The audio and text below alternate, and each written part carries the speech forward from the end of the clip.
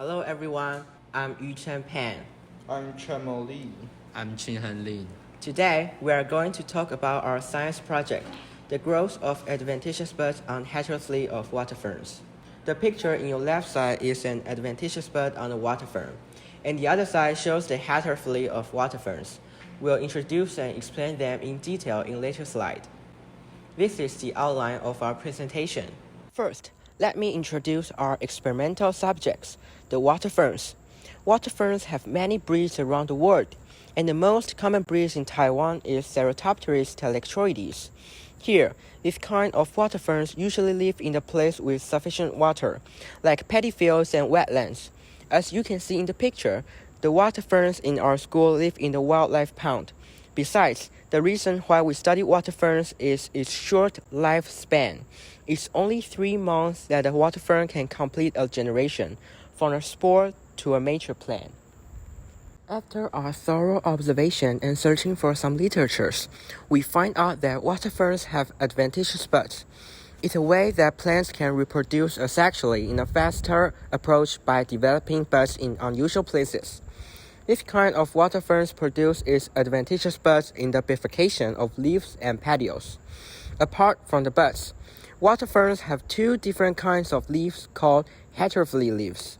One is trophophyle. It has white leaves and mainly photosynthesize to produce nutrient.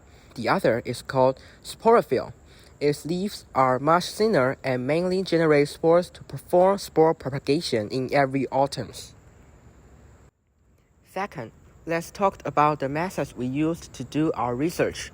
We picked up the folium simplicipitant tumors of our school's water ferns, put into the water-filled bakers, placed into the constant temperature incubator, set the temperature to 20 degrees Celsius, and turn on the 13-watt white light tube for 12-hour illumination in order to imitate the environment they used to live outside.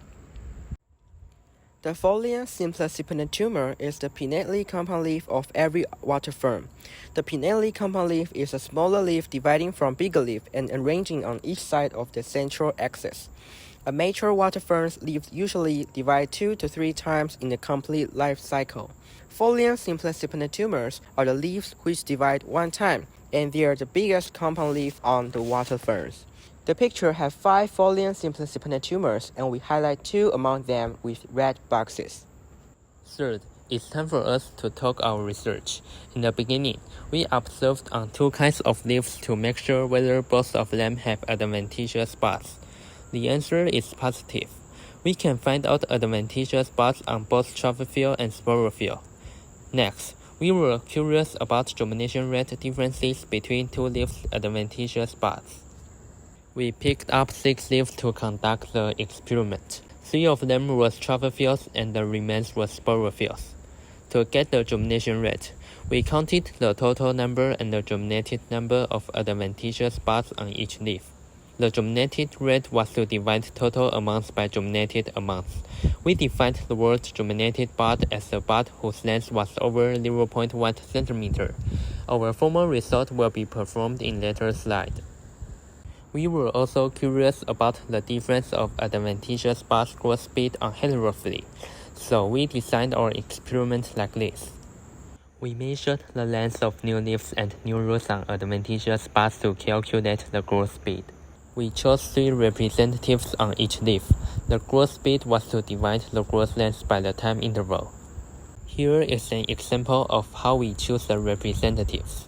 The representatives always have long leaves or roots, which stands for the maximum of the nutrient amount the water ferns can provide to the buds, and it is easier for us to measure as well. Our results show that both trophophyle and sporophyll have adventitious buds. The germination rate of adventitious buds on 2 leaves is approximately the same, but both total number and germinated number of adventitious buds are much more on trophophyle than sporophyll. The new leaves and new roots growth speed is about the same. Honestly, the results are not very accurate. We faced some problems when doing the project. For example, there were too many adventitious buds on trophophyle and the new leaves were sometimes curly, which means that it's difficult for us to count the number accurately, even when using a professional computer program.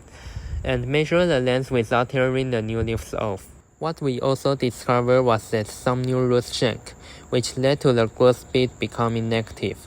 Currently, we consider it as an experimental error, but maybe it is a new discovery.